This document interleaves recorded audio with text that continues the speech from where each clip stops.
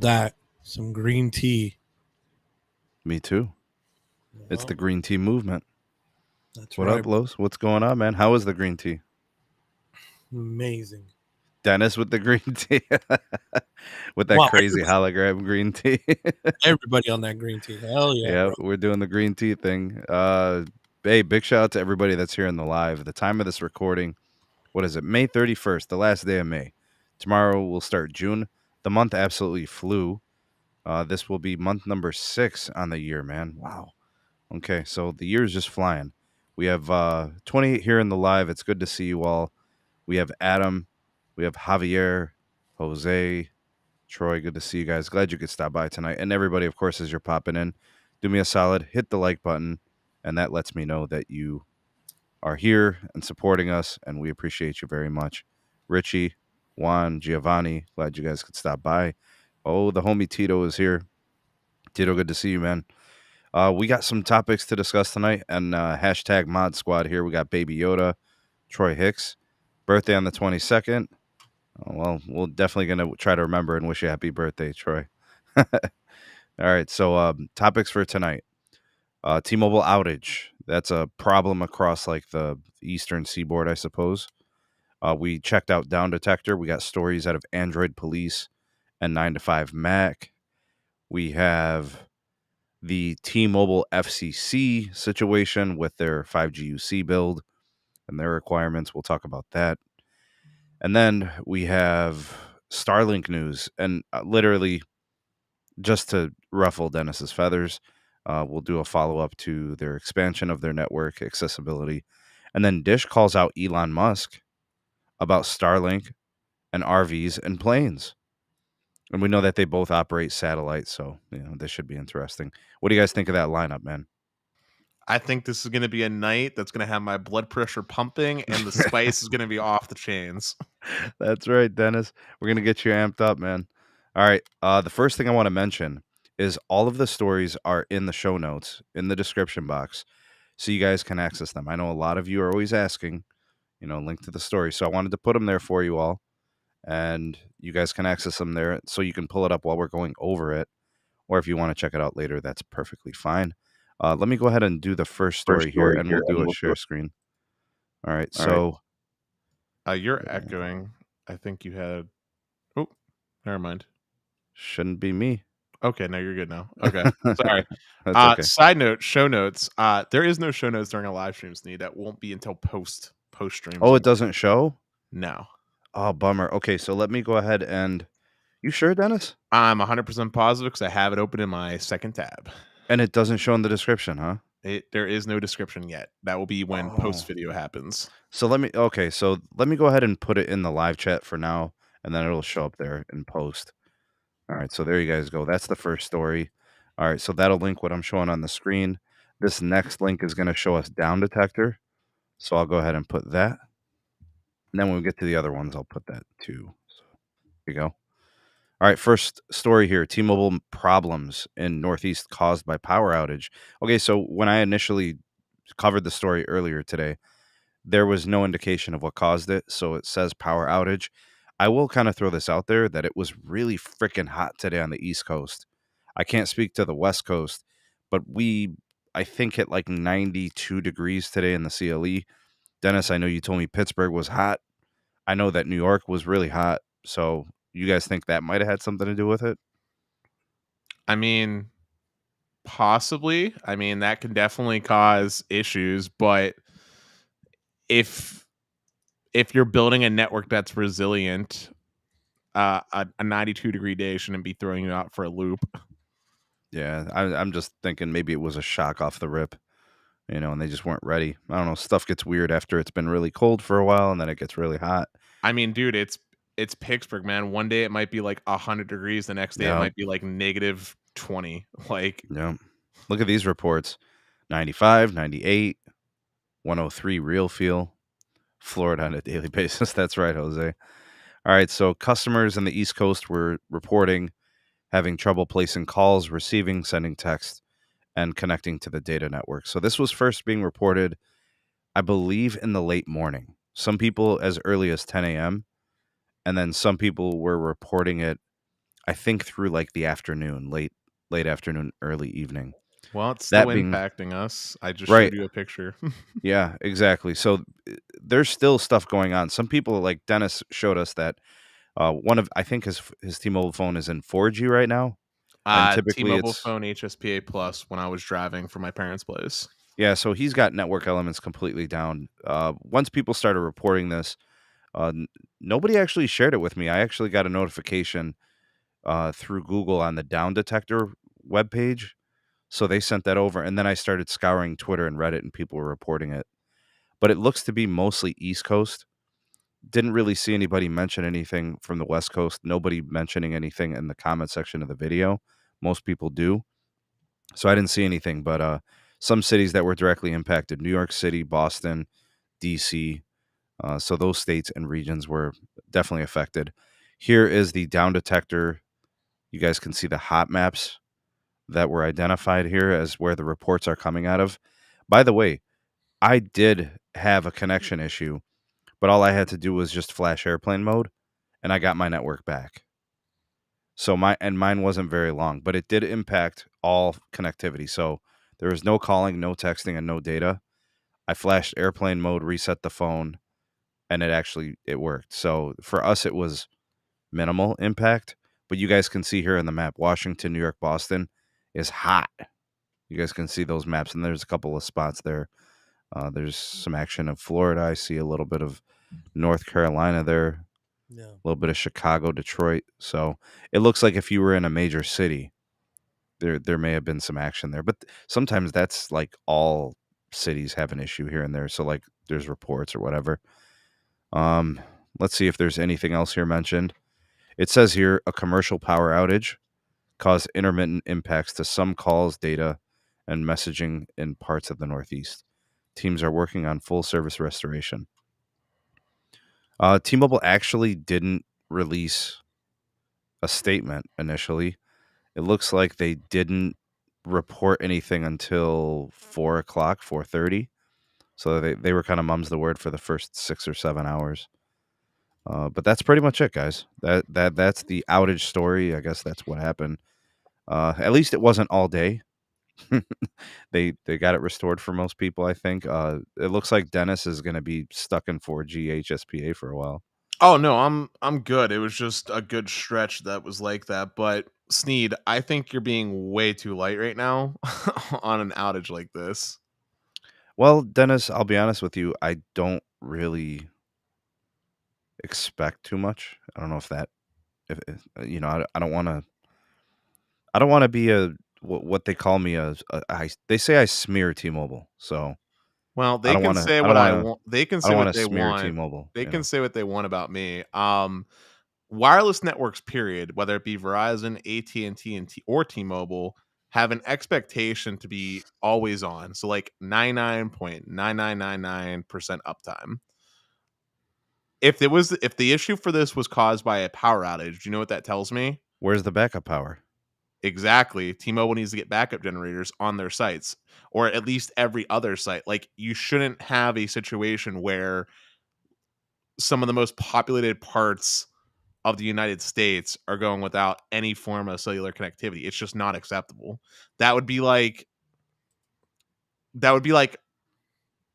don't know, insert in next important thing, electricity. If just electricity in general, if it just went across the country for a day, oh, it was only less than a day, no, electric's important for everything that we do, in the same way that cell phone service is important for everything that we do. Yeah, agreed. Let me do a screen share of the Cleveland reports from Down Detector. I just want to show you guys what it looked like in my particular region. Dennis, if you want to look it up in your part, see if they had any down detection there. There's Be interesting to a see. little blip if you Oh, you look on guys the got a map. little blip? Okay. Well, if you look See, at we the got map, there's a little red dot just for Pittsburgh is. we got a little blip here too. There's an echo again. I think that's Carlos. Carlos, are you? How am I echoing? No. Did no one hear it besides me? I did, but it's gone. Okay. All right, so here's the Cleveland reports. You'll see that at about, I don't know, what is that, about 12 noon.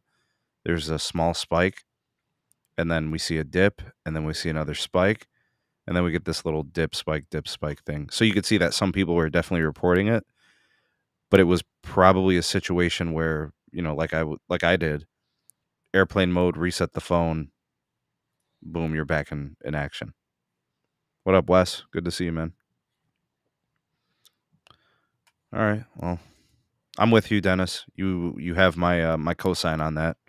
I think that power is a non-negotiable when it comes to anything operational in 2022. I just If this was 1990 and we were having a conversation about cell towers not having backup power yet, okay, fine.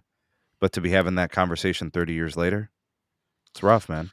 Well, I just want to say one other important thing. If T-Mobile actually wants to grow in the business segment, and they like really want that to happen, they're gonna have to commit to SLA agreements, and most SLA agreements have the expectation of 99.99% uptime. So You don't think they'd get there?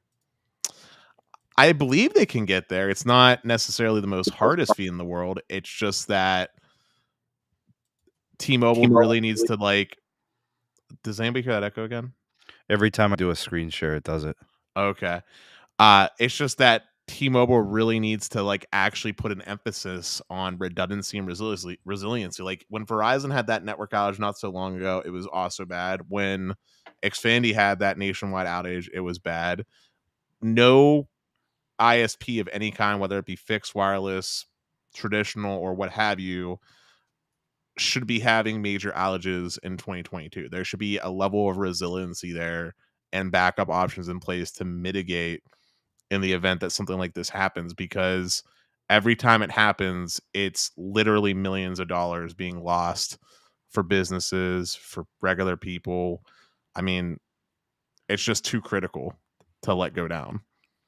Dennis, I love your high standards, man. I can really respect that. I think if every business, every entity, every agency, every authority took that approach, we have less outages, right? If the goal is truly excellence and redundancy and backup, I mean, it's a perfect world, right?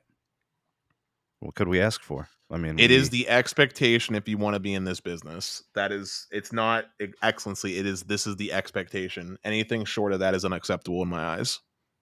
no, they pull it off, don't they? Unfortunately. Yeah.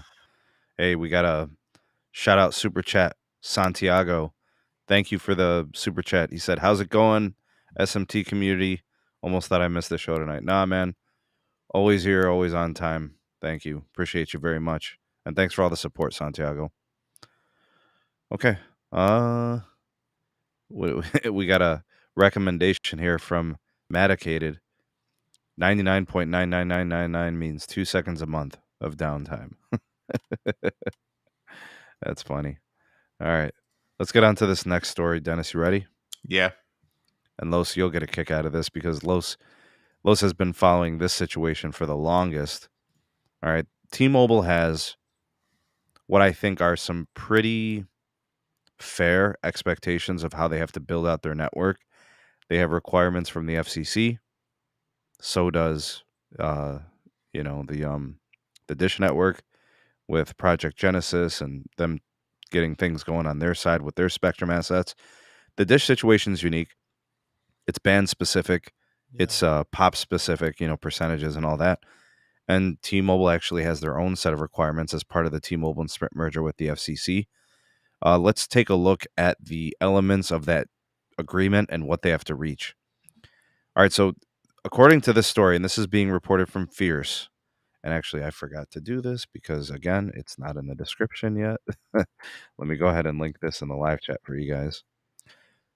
T-Mobile filed a heavily redacted status update with the FCC.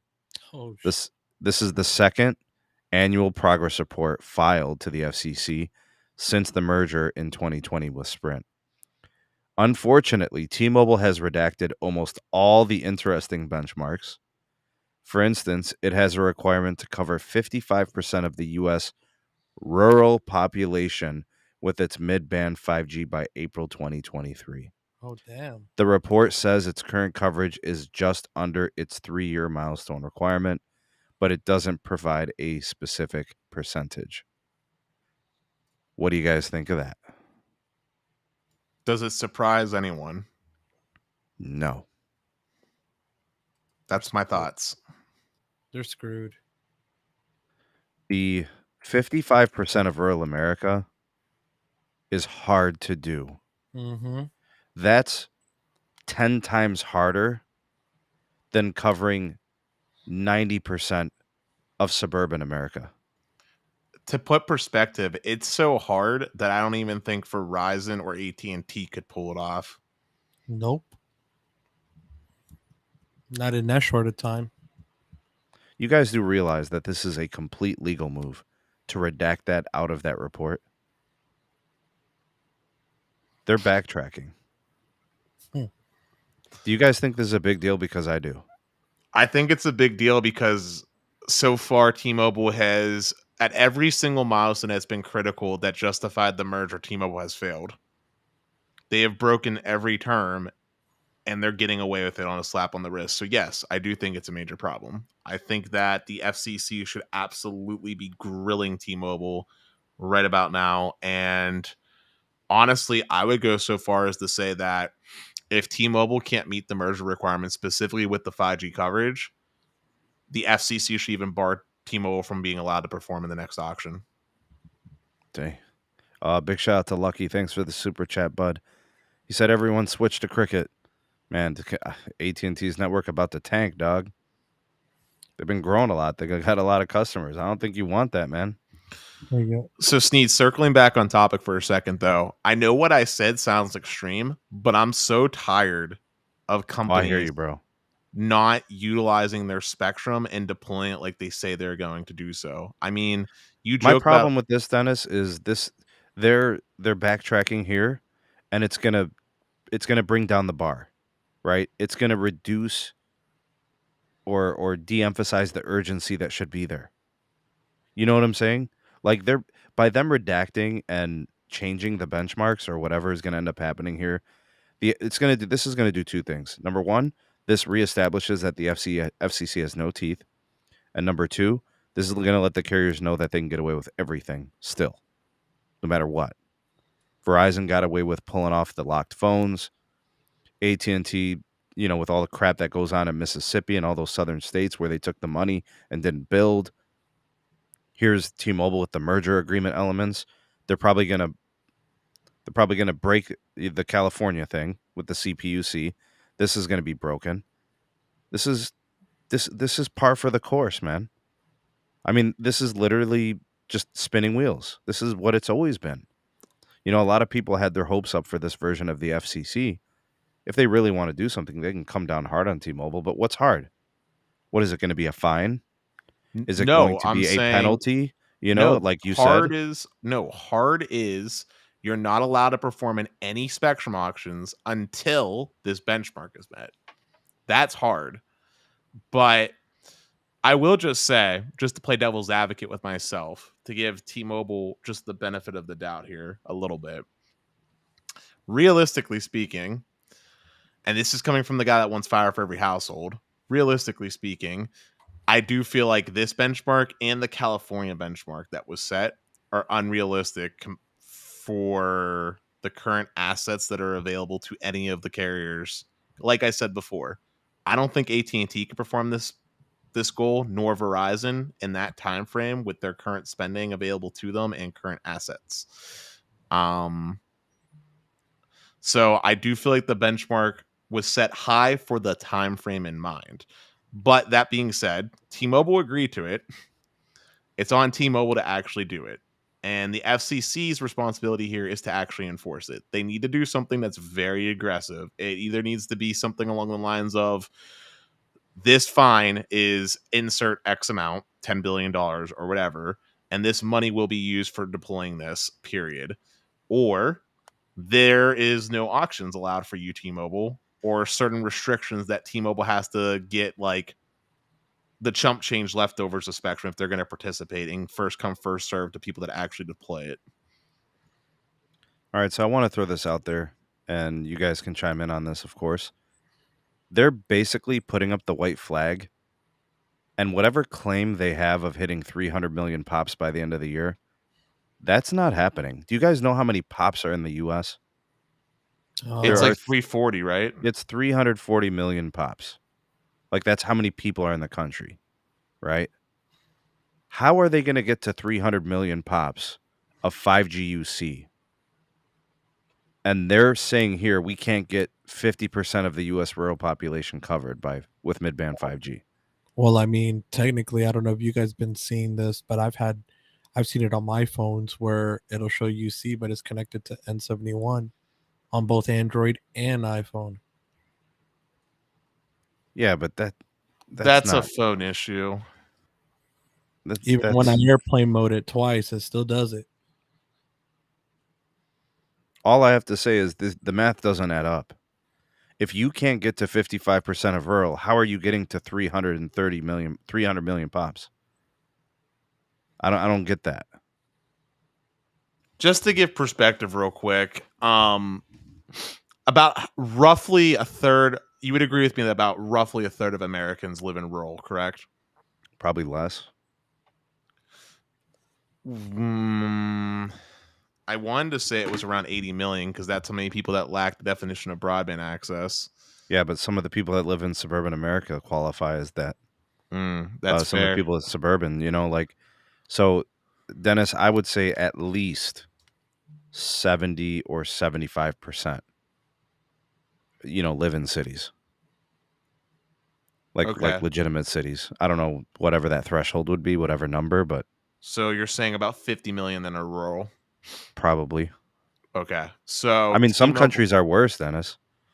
So T-Mobile would need to cover at least in that scenario like 30% of rural Americans to achieve their target. Yeah. So then they did it. See, Dennis, this can be done. The problem is the sites aren't up. The upgrades have not been done. So it's not happening. And I'm not trying to throw shade. I know what T-Mobile's doing, and they're upgrading a lot of sites. I've commended them for what they've done in Cleveland. I've commended them for what they've done in Ohio. It's improved greatly. But they're not going to hit this mark. And them saying that they're going to hit 300 million by the end of the year, the numbers don't add up. They simply do not. Dennis, 40% of the sites in the Cleveland market have been upgraded to 5G UC. How are they getting to 300 million pops when they can't cover a major city? 40%? Come on, man. That's the real. If Cleveland has 4 million pops, if the Cuyahoga County has 4 million pops, and I got 40% of the sites with the upgrade, that's not 4 million pops. I'm calling that 2 million pops. Yeah, You're covering half of the space with half of the sites. But what they're doing is if you get the icon and you're whatever they consider it a successful pop. You get what I'm saying? So if they can't cover the Cleveland market, which is PA number 14 or PA number 11, I forget what the qualifier is.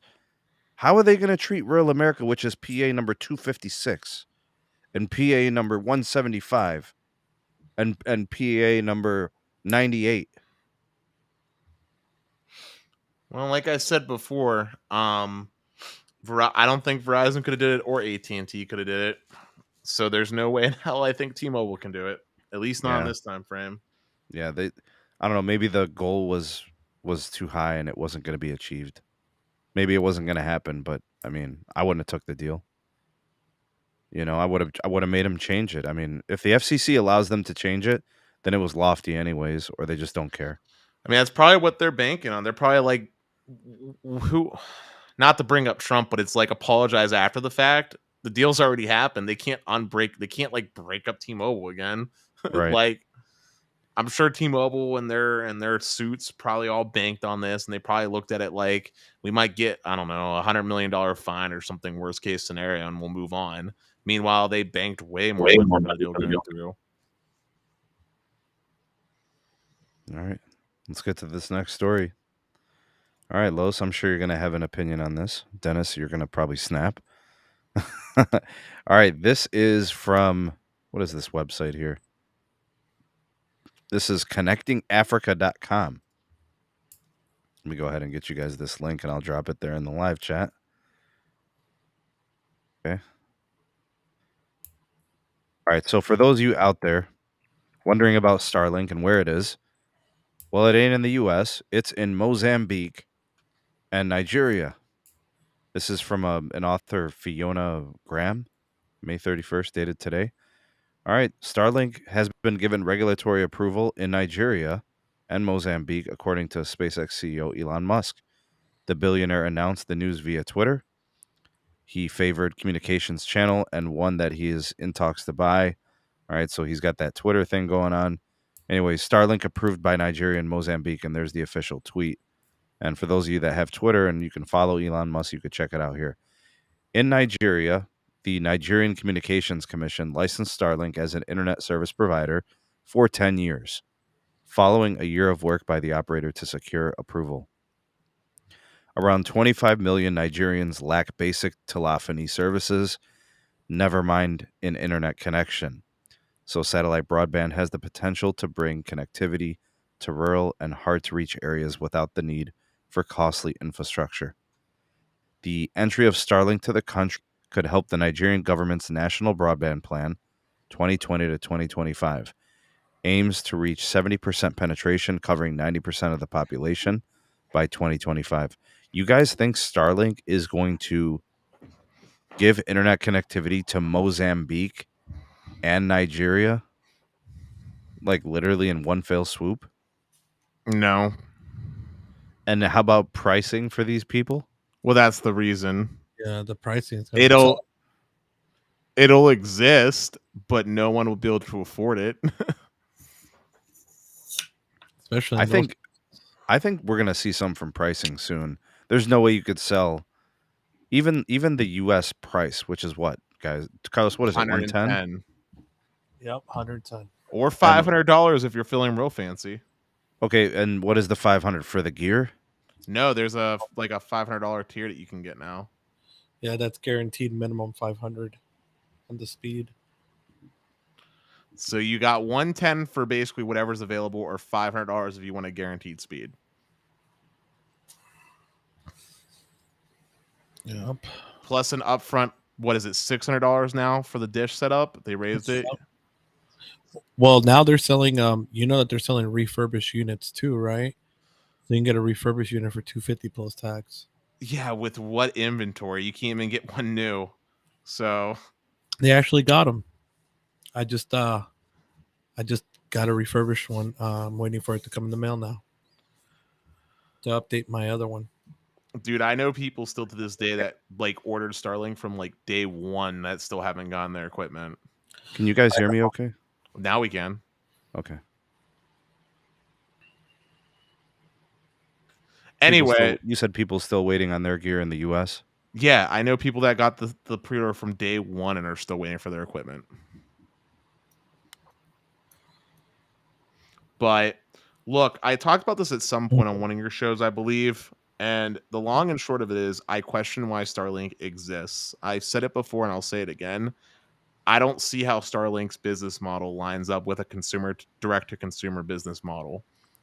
Starlink's place, in my humble opinion, should be more geared towards business to business, enterprise to enterprise use case, and those are the two categories. So like your planes, and government.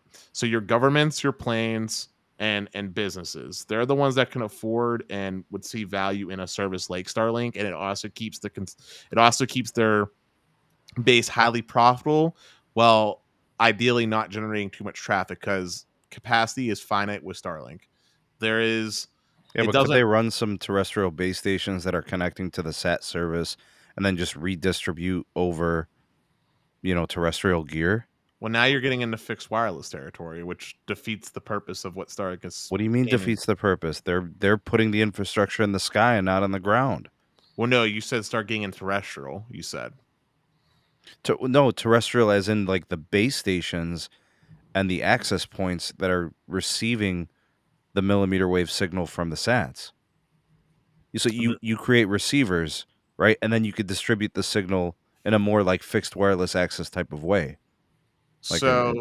but then you're still running into the ultimate problem, which is the bottleneck of capacity at the actual satellite level. Like Yeah, the but Dennis, I think they're coming in with low expectations. Like if they were to take 30 megabits a second to some of these places, I think they're satisfied.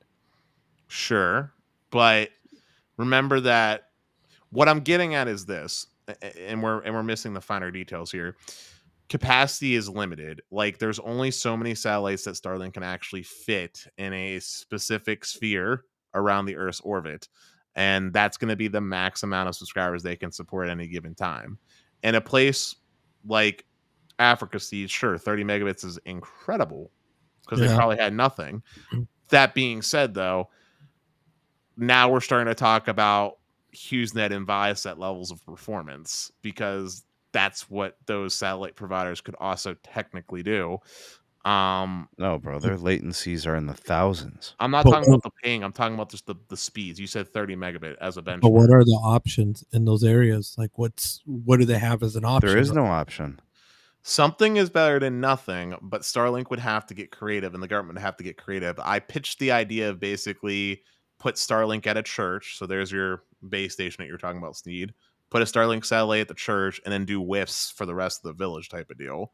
That would make sense economically speaking, while also providing coverage. But I also ultimately think, and I said this also before, that terrestrial based services, so 5G and LTE, I think make more sense overall for these countries because look at India as the example. Everybody and their mother has a smartphone there because they have access to very cheap smartphones. I'm talking like I think like $20, and it's pretty incredible. It's maybe like Chinese companies like Huawei and Oppo and them guys, but they're cheap, they work, and it gives you fast, reliable connectivity with access to all your apps and everything like that. And that's real infrastructure. All right, we got a super chat from the homie John. Mr. McCalian is in the house. Welcome to the show, sir. And I've been watching all your content lately, John. Steady uploads, man. Appreciate them. Been watching pretty much everything. Big shout out to John McCalian. Go ahead and subscribe to his YouTube channel. Okay. All right, I don't want to spend too much time on this, but you guys, I'm tracking it. I love the fact that taking the internet to a new place where people typically just don't get it. They don't really have the option. They haven't been connected yet. They're that far out there. You know what I'm saying, Dennis? So it's good to just see them getting connected. I mean, I love getting people connected too, but I'm going to bring up a very big point that we're not addressing either. How do you keep someone connected when they literally don't have reliable electricity? I mean, that's a problem. Which is why I go back to yeah, but when you got 10 problems, don't you start with one with fixing? Well, if there's problems to fix, you'd focus on electric first. But remember how I was talking about the cell phone thing? Cell phones have batteries, which means they can charge them and then use them at their home. You know what I'm saying? Like, I'm just saying if we look at which one provides the most value overall, what's more important? Getting them actual real infrastructure so when future broadband needs develop, it's easier to upgrade, or give them the short-term pill, which is Starlink. The real answer is long-term infrastructure. That's always the answer. This is a solution for now, and I'm using quotation marks because if 30 meg is your benchmark, I don't know how I feel about that, but it's a solution for now, and I'm using quotation marks. But then what do you do when their resource demands actually increase as you increase capacity availability? That's what you do. But that's the problem. Starlink has a literal cap. There is a set cap of this is how high it can go. Unless Starlink magically gets access to more spectrum, which also we didn't talk about, but in a lot of those places, they don't even have access to all their spectrum licenses. But unless Starlink gets access to more spectrum, there is no more capacity. There's a set maximum. Andy, I didn't see a super chat from you. I'm sorry. I missed it, man. I can go back to it. Totally missed it. Sometimes the chat moves really fast, so I apologize for that. But thanks for the dono. If T-Mobile can fix the FaceTime issue, I would consider T-Mobile postpaid. You're having FaceTime issues on FaceTime too? Yeah, we Dude, all. I had okay. So failed calls today. okay, so that's not just me. Okay, bro, When I speak, like that is FaceTime audio drops and the FaceTime video doesn't happen. So I totally understand that, Andy. Um, yeah, FaceTime has become a part of my life because everybody within the family has an iPhone. And now within like our YouTube family, Carlos, Dennis, Moose, we all utilize Apple services because of the phones, right? So Yep. we do stuff all the time with the FaceTime stuff, and dude, it's a pain. I was on the phone with Dennis, I dropped an audio call. I was on the phone with Carlos, I dropped an audio call. They've been happening. So I thought I was the only one because everybody hits me on Twitter. Oh, I don't have any issues. And I'm just like, dude, is it just me? Are you serious? Look, I'll say something that means something. Carlos has convinced me, not convinced me, has proven to me by allowing me to have access to Verizon that they are the king of calling. Doesn't matter if you have one bar, that call does not drop and it sounds clear. AT&T, I can't put them down, is still really good in my market. T-Mobile, far and away, can't even do a phone call normally. And forget FaceTime audio. FaceTime audio just does not work well on T-Mobile. Oh shit. I mean, those are like when I was driving the T-Mobile network for the last 2 weeks, those are my two issues. I had a couple of moments of buffering video, but it's not really a big deal. It buffered for a second, then it went back to normal. And it was live TV. So Yeah, that that was fine. happens. Yeah, I didn't really care. That doesn't phase me. A buffer for like 1 second, no big deal. The dropped audio call a quarter mile from the tower site, that aggravated me. Listen, 10 continuous dropped calls, call failed on T-Mobile when I was driving is not only annoying, but it's dangerous because now I have to look at my phone again just to redial. Yeah, it was so weird, dude. That was I think when I was on the phone with you, Dennis, It when I was. dropped that. Yeah. And then the same thing over the weekend. I called up Nikki T on FaceTime. Nothing, bro. I mean, I ran a speed test. It was like 560 megs down and 50 up. And it dropped. It went and that was it, bro. It Listen, was I'm just going to gone. give a pro tip. If you do want to make a phone call on T-Mobile, my pro tip to you is turn off 5G. Turn off The 5G and use the LT LTE. is more stable. Oh, 100%. Listen, the reason why all my drop calls kept happening specifically is because I had the 5G UC icon and it didn't let me connect until I dropped back down to NSA or to N71. For whatever reason, when it was on 5G UC, it wouldn't let me place a call. All right. So, next story. We'll keep it with the satellite theme. Dish calls out Elon Musk for tweets about Starlink and RVs and planes. This is Monica Alvin, Fierce Wireless. I don't know if I linked this yet. I may have. Let me go ahead and link it again just in case. All right, so you guys can check it out there in the chat. All right, this was dated from today. Story came out at noon. Dish Network sent a letter last Friday to SpaceX demanding that the company retract statements that it says could trigger interference with Dish satellite TV. All right, first of all, I want to say this. I don't care if this interrupts Dish satellite TV because Dish has no plans on reinvesting into their satellite TV services. They have absolutely no plans for new sats to go up in orbit. Everything that they have up there right now has an estimated dying time of 2 to 5 years. So we're going to be talking about like 7 or 8 satellites that are literally going to be just space junk in like 5 years. So I have no idea what they're fighting for here. So unless Dish decides they want to send up new, improved, awesome sats, which they're not going to do, then this is stupid. Sneed, you don't know that. I do know that. I can go to their earnings. I can go to all their future looking statements about infrastructure reinvestment, and there are no discussions about new satellites in their capex. So what do you mean I don't know that? I'm saying that Dish might change their mind. Dish Okay, might. they would have to change their mind. As of right now, there is no plan to reinvest in satellites.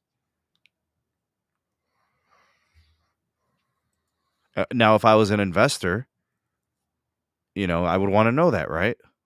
True. But I'm saying that Dish, for all we know, might have merger talks With with another company who has a bunch of gear that is set to die in the next 3 to 5 years. possibly. I'm just Right? saying. DirecTV, right? Yeah, I mean, Uh-huh. I know Yeah. Charlie. I know Charlie's itching for it, right? If that happened, I feel like they would continue the biz. Oh, so they could combine their non-dead satellites for the next 5 years. We're going to piece together this satellite thing. Hey, we got 3 that are going to be operational in 2025. You've got 4 of them. We got 7 sets. We're good. Sheesh, man. The letter came after SpaceX CEO Elon Musk tweeted that Starlink is available for RVs, campers, and other large vehicle users, but didn't state that the service can't be used on moving vehicles. Musk also tweeted that Starlink does work on vehicles in motion, including planes, but not yet reliably. All right, so what's the problem here? If it What doesn't is work reliably, it doesn't work on motion vehicles. all right? Okay, But so honestly, before we continue, can I just say something real quick?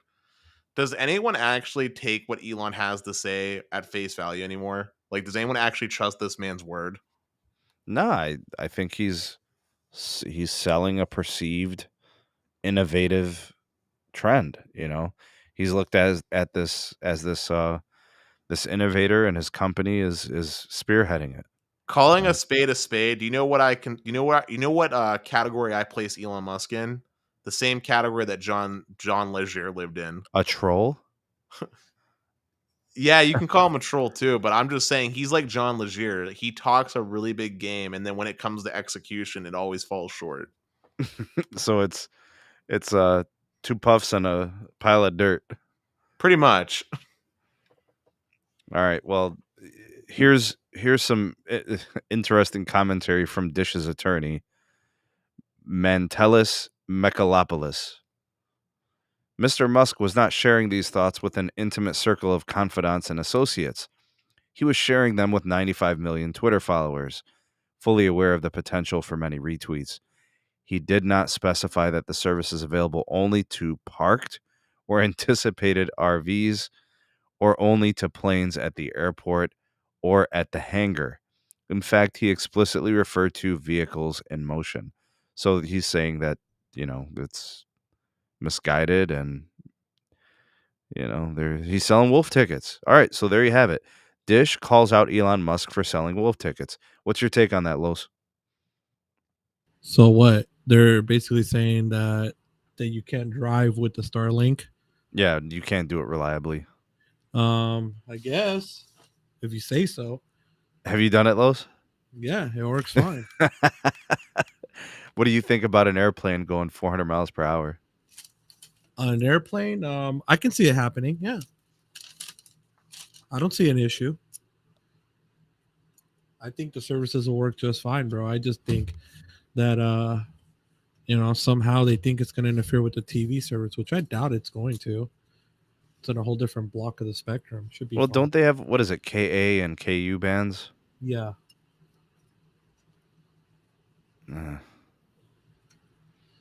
Bro. How about Josh Postey's comment to you, Los? Let's see here. To the Billy. Yeah, believe it. So he says he remembers you complaining nonstop streaming on Starlink. What do you mean complaining on what? Yeah, I was gonna say Carlos has typically really enjoyed his Starlink service. Yeah, it's been pretty good. Carlos, David says, imagine the Starlink dish on top of Carlos's Mini right now. Hey, that's how it was. I put the bike rack on there because I have like the bike rack when I take my. Is that so you could anchor it? Yeah, bro, and I anchored it on the bike rack. Look, Here's what I'm gonna say. Props to Dish for calling out Elon Musk on his BS, but on the same token, Dish, where you at? Like, you got a target to hit. Hey, Hey, tomorrow at midnight, those 120 will be on. What are you talking about? What 120?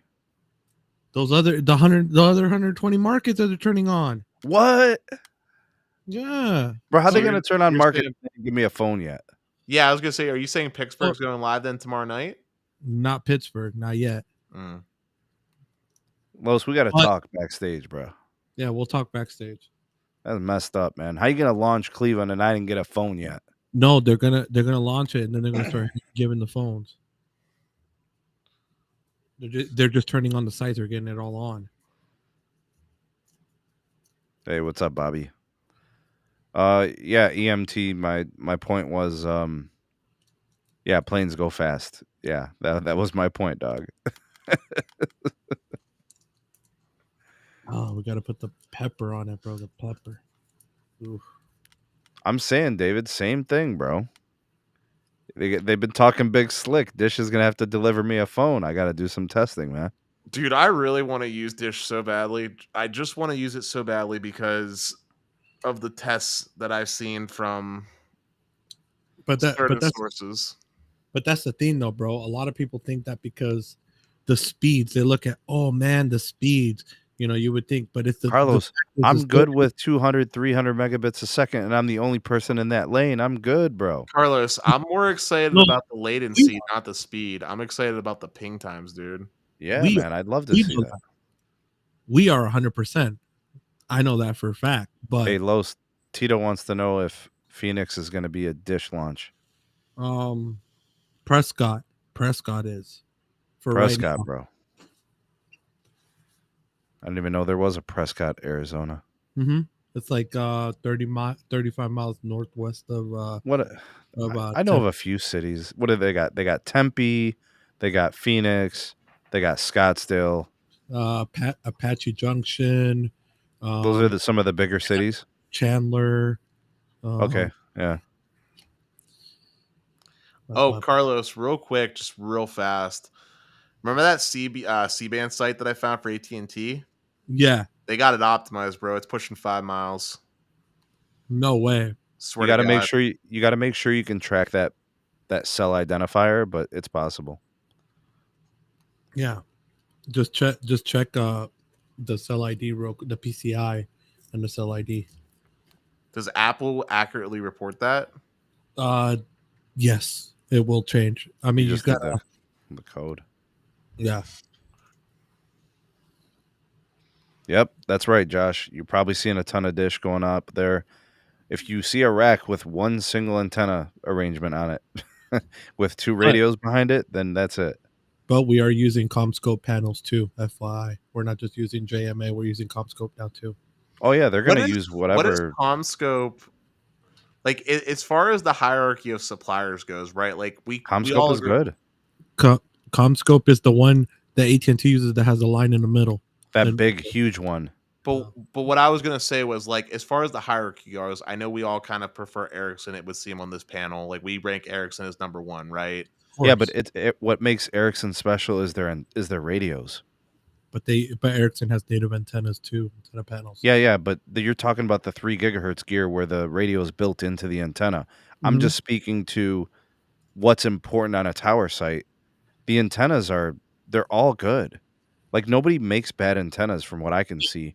I'm seeing problems with radios, failure and reliability. So it's like Samsung, I believe, is starting to have issues with that. And Nokia had huge radio problems with millimeter wave. So I'm more like, that's what makes Ericsson special. It's reliable. They're the gold standard, bro. They're the platinum. You know? Yeah. Okay. I always see CommScope everywhere on these Verizon sites, all over Ohio. Yep. You know, and those sites never go down. You know, I don't see failures. I mean, that's just my experience. I'm seeing trouble out of Samsung radios. You know, yeah, that's an issue because I'm seeing trouble out of Nokia radios. Yeah, people have been reporting that, bro. Fortunately, you know what's a big problem, Los? Appears to be heat management. Yeah, That's the problem with those panels. It's that's what I noticed when Samsung was doing tests. Remember when I showed you on the live stream that one time on Periscope? Like, Yeah. look, here's Nokia, here's the Samsung. Vegas, they were testing them, and the heat here made the millimeter wave not work good on that at all, bro. They need active cooling. Even if you put a fan in there, I could still see it heating up. Can they not like water cool it or something? Well, Water. with the Ericsson, I don't know. I showed you the Ericsson. Well, you were here, Dennis. How they have the little shield around it with the little bottom part. That's a fan, and it cools it down. There's a fan inside. Right, but I'm saying like, couldn't they set up like a vapor chamber water cool style to more efficiently disperse the heat? So basically, you could have like say,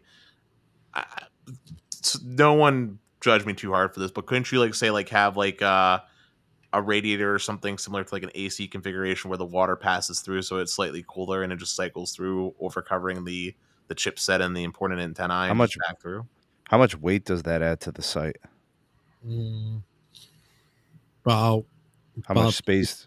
How much space does it add to the gear? Maybe like 15 to 20 pounds. How much does it create more problems and failure? It will create new problems solving one. I mean, you're thinking aloud, which is good, Dennis, but I already know, man. These people have been trying to engineer these problems out of it for a long time. That's tough to deal. Well, what I want to know is what is Ericsson doing that's so damn special that Samsung and these other OEMs and these vendors aren't able to do? Well, the Samsung panel has like fail safe, so basically once it sees that the heat's going up too much, it'll tune itself down a little bit to be able to cool off, and then it'll go back full online. So it does it all automatically. I mean, they definitely need active cooling. That's 100% fact. Yeah. And even with a heat sink zero cool, I think the gear is getting to the point where it's like there's just a lot of heat. And the issue with a heat sink specifically too is like you can saturate that heat sink's capacity to take in heat, especially if the outside ambient temperature is so hot, which is why I was talking about like the possibility of having a liquid that you can cool down through the process. And someone was mentioning about how it would freeze, but in a hot environment, that's not too much of an issue. You could always use, instead of just using plain water, you could use something more akin to like a coolant, like something that could absorb more heat capacity. Or cold, so it doesn't like actually freeze. Like, sure. You can add compounds to prevent the water from freezing at temperatures that would be reasonable. EMT misses his old Sony Ericsson flip phone as Carlos pulls out his flip phone. Dude, you wouldn't catch me dead with a flip phone. Thanks, EMT. Appreciate it. Did you just say why not, Carlos? The T9 texting was pretty cool. Bro, I hated that. That's the biggest reason of why not. Honestly, I will say I do sometimes miss the old school slidey physical keyboard phones, if you know what I'm talking about, Carlos. Mm-hmm. That is something I miss because, dude, I used to be such a heavy texter that I literally would be able to like have my phone under my like school table, texting blind, and just knowing exactly what to type because I just knew it by the feel. That's why that's why I love the BlackBerry, bro. I knew that keyboard like no other. But sure could use another one, man. Honestly, what I think would be a really easy fix is if someone could, now that MagSafe is a thing on iPhone, if someone could make like a MagSafe keyboard, I feel like that would be pretty ingenious. Just built it, like bake it into the case, like just have it attached to the case with MagSafe.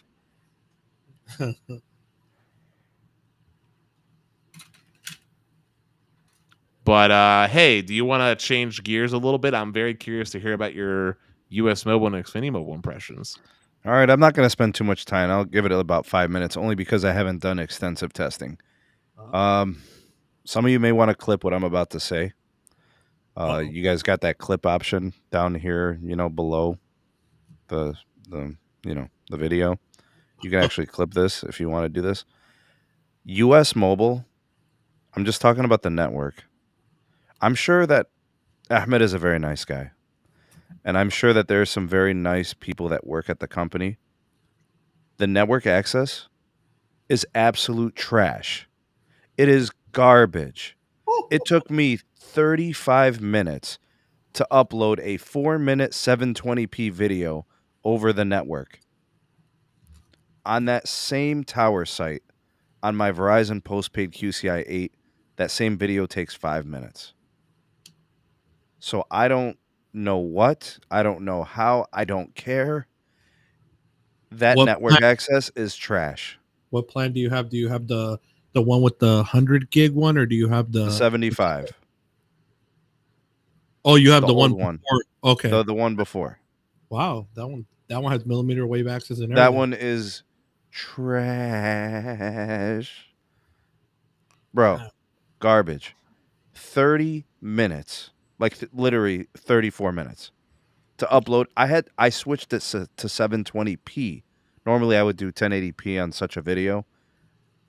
Terrible.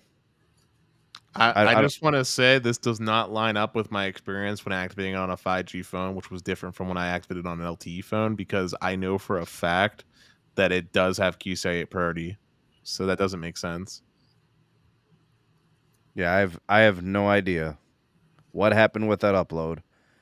So I continued to test a little bit. I ran about 5 or 6 speed tests off different towers, different times of the day.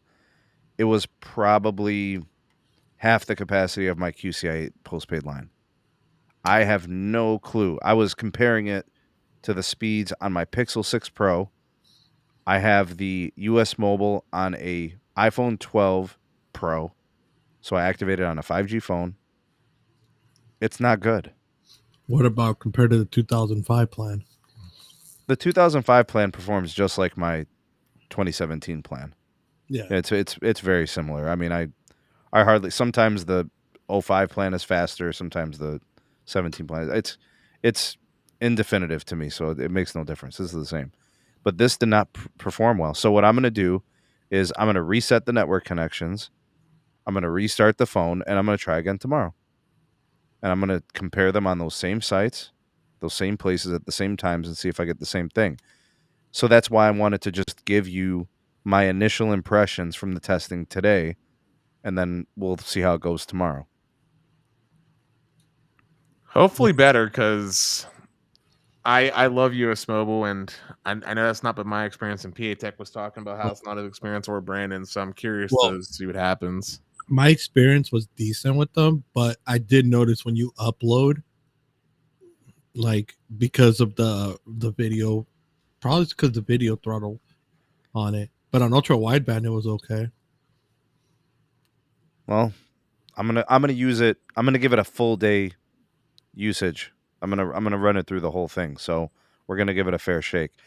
And I want to report a very different story from XFinity Mobile. XFinity Mobile has been absolutely tremendous. It acts and behaves just like my QCI 8 line. Very similar to it. Yeah. I could say it doesn't. The only thing I don't like is that it doesn't show 5G ultra wideband, because, in and around the bakery area, I got the millimeter wave, and then we have ultra wideband building out in my area. So I'm like, I wish it showed that. But performance wise, if you're not looking at icons, you're just using it to use it, it's been great. So I'm happy to report that XFinity Mobile is very Verizon postpaid QCI 8 feeling. So that's initial impressions too. I've been using it for like a 4 or 5 days, maybe, Dennis. I mean, you've had it longer, but you've barely used anything. I'm looking at your data usage. You've only used 11.66 gigabytes of data. What about me, bro? Well, Carlos, you're actually not. I mean, we got 10 days left in the cycle. You've used, let's see, 16.53 on one of your lines, another 12.31 on another one, and only 2.2 on the third. So you're also not doing what I thought you would do. But on the S22, I don't, I don't that phone much. But the Pixel, I've been using mainly on the Pixel and the iPhone. Which carrier on the Pixel? The XFinity Mobile. He has 3 SIMs, Sneed, remember? Sheesh, man. Carlos needs them, bro, because he needs all that extra data. Listen, here to get this man off, bro. Well, like I said, as long as you don't push it too hard, it's fine. And that's why I gave you 3 lines. But Sneed, what was I gonna say? Oh, you know what I would love for you to do, Sneed? Yeah, man. I think it would be there's 2 things I would love for you to do. One is I would love for you to do a live stream off of XFinity Mobile. But 2, I would love for you to use the hotspot on XFinity Mobile when you're on ultra wideband, because ultra wideband's not capped on the hotspot. We've tested that. It's been proven. It gets the full speed. All right, then if I forget to do it by the end of the week, Dennis, remind me so I can make a video. Do some testing on that. Maybe test like 3-4 devices on it. You think? Yeah, man. I think that you should. I think that honestly, the best thing about the XFinity Mobile plan is it's the only Verizon plan aside from your 2005 unlimited plan that still has true unlimited hotspot. Granted, with the caveat of needing ultra wideband, but it's the only one. It's not through all the 3 meg like Verizon does. That's bro. The benefits, bro, of the 2005 is even the LTE is unlimited. Yeah, but it doesn't exist anymore, Carlos. I know, bro. So and also remember, the XFinity Mobile plan is a literal fraction of Verizon's cost, unless you get that new discount that they have going on. Bro, so I forgot. So, Ace Need, we got to talk after, bro, because so I forgot that on my, because you know how I have 3 sub levels of Verizon, right? Dude, I forgot to add my discount on one. Dennis, that line, is actually now since I added it, I'm waiting for them to finalize it, but it's gonna be a first responder line. Mine that you gave me? The Verizon, yeah. Bro, that's a different QCI, Los. That's QCI 7 on Verizon. Because I have Verizon FirstNet on my main, the number that I've had forever. Like, so wait. I'm confused for a second. So it's basically going to be like a Los Red line essentially, but no, it's QCI 7. So it's even better than Los Red. Yeah. Fudge. Encrypted calling. Yeah. Fudge. I've never had a first responder line, and I don't know what I'll do. Does that mean my latency will get worse on it then because of encryption? No, the encryption is like calling. So it's on the calling, so the data wouldn't. So like basically, so this is my family line right here for my family to call. This one I dial *7 *2. Oh no, I'm sorry, *272, and then the phone number. So what that does is it goes through encryption. So when the other person answers the line, it'll ask them, do they want to continue with the encrypted call? Yes or no. If it's a non-encrypted like FirstNet line or whatever. Carlos, why do you treat me so well, man? Bro, it just happened. Yeah, he didn't send that to me, bro. You punk. Bro, I just added the discount, bro, and out of nowhere they just said, "Oh well, with that type of discount," they said, "Well, you qualify." I better get that treatment, bro. Bro, you're gonna literally make me have to pop out my T-Mobile physical SIM and just pop it in my iPhone because. Can I ask a question? Does first responder has unlimited hotspot, doesn't it? Only at times of emergency response. So like, let's say if something's happening right then and there and in your area, it knows, and then it'll give like unlimited all until that emergency is over. What does it have without emergencies? It's basically the same shit almost. 50 gigs. Mm-hmm. So it's unlimited priority data and then 50 gigs of hotspot. Mm-hmm. I hate you, Dennis. Carlos, you suck. Well, why do you hate me? The whole reason I even got a line was because we're supposed to be trying to get it canceled. Yeah, and then this happens. Whatever. Hey, listen, I just want to say something real quick. Well, Steve, because I don't on that 2005 account. All I gotta do is this. So, since you're on my 2005 account, I got you right now. Look, I want QCI 7. Wait, I just want to put it for the record. I don't ask. It just happens. Carlos, I'm gonna ask. Generous. I'm gonna ask. All right, how you gonna, bro? Nobody even likes Dennis, bro. How you gonna take care of Dennis like this? Damn. Listen, Sneed. You're throwing shade right now, but I'm hating, bro. I'm hating. But literally, who be talking to Carlos more, me or you? Let's keep it 100. Oh, Dennis, nobody shit. likes you, dog. Carlos, who talks to you more? Hey, I ain't getting involved in this. Bro, we literally be having like 6-hour phone calls while I'm playing Call of Duty, just talking about absolutely nothing. We'll be talking about freaking macaroni and cheese or something, and like for hours. Man, just because you guys got a bromance doesn't mean I don't deserve a first responder line. Bro, I respond first. You know that. Can I just say, when that goes active, I want to do a test call. I want to do a test call with the encryption because I want to see if it makes a difference in the audio quality. It does. Like in a bad way? In a good way. Oh, in a good way? Yeah. Yo, real talk, though, if I could be totally candid with all of you out there, as long as you're on QCI 8 on any network, you're probably going to be fine 99.5% of the time. Oh, if you're I on, can 100% confirm because I had the Get More plan. It's true. If you're on QCI 9 on any network, you're going to have moments where you feel it. Like, and that might happen like 5% of the time. You know? So like the networks in 2022, they're sitting pretty, man. Well, can I just add one exception to this real fast, Sneed? T-Mobile. Well, no, actually, I was going to say this is with Verizon. Get More plan really sucks if you're in a congested area with only band 1366 sites for LTE. Yeah, but there's no capacity on there to begin with. Yeah, but having that take priority of very little when you have other people on QCI 8. Yeah, but having that higher priority, man, it goes from having a barely usable experience to one where you just want to claw your eyeballs out. Hey, yo, Sneed. Guess what I just did, bro? What'd you do, Dow? I forgot it's too bright. So, your line, I just put it on there. I just changed it to your. Did I just go to QCI 7? I just put it as your active duty. So wait, did he lose the OG 2005 plan then? No, because the OG one still gets it too. Damn, dude. That's right, Dennis. Now what? Yeah, who's his boy now? Yeah. Listen, I'm just happy that Carlos hooked me up with the lowest red line because let's keep it 100 on point. If Carlos didn't give me a lowest red line, I would have never used Verizon, and I would have never. You'd still be a hater. I mean, I always gave props to their network, but I'd still hate them. Yeah. Yeah, you've hated them forever, bro. I mean, I still hate. Well, let's be clear. I still hate them, but at least I can respect the network. I am officially full-time telco poppy. That's it, bro. Hashtag it. Hey, telco Jesus usurps telco poppy. Okay.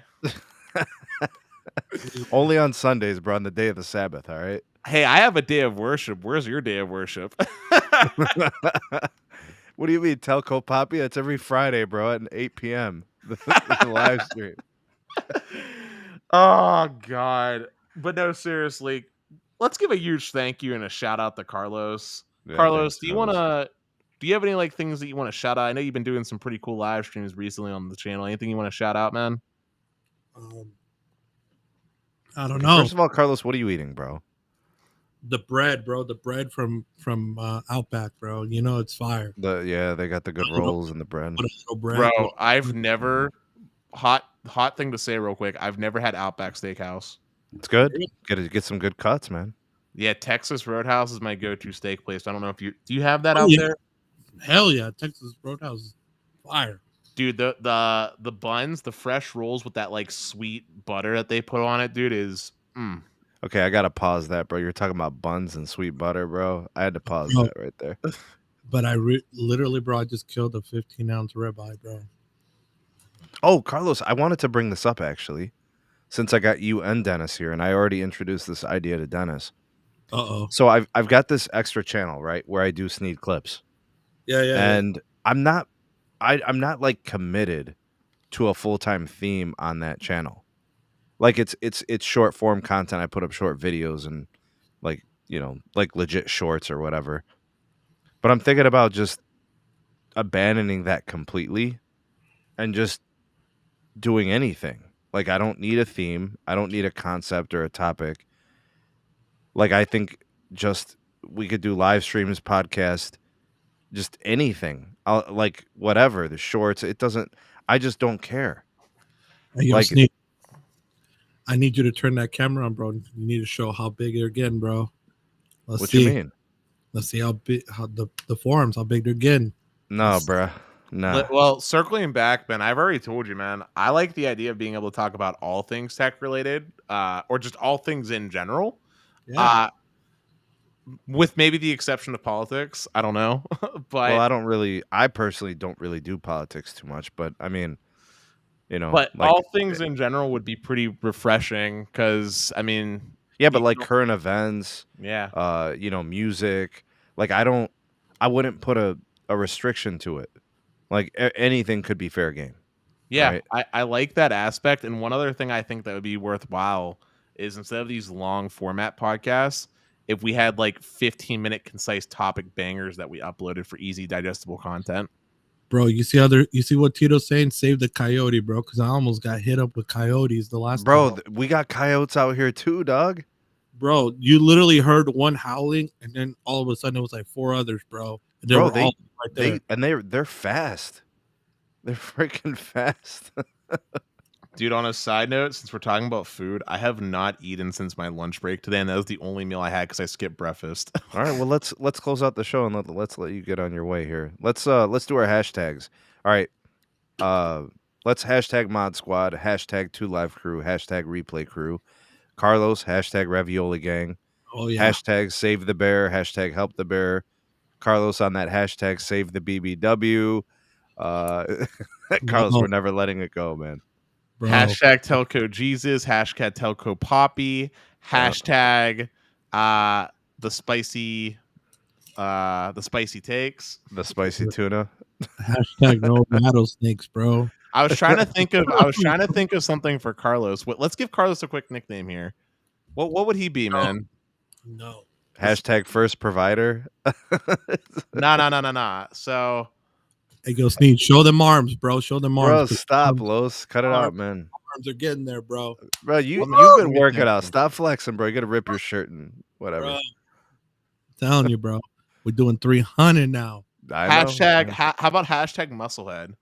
Because he's got muscle cars.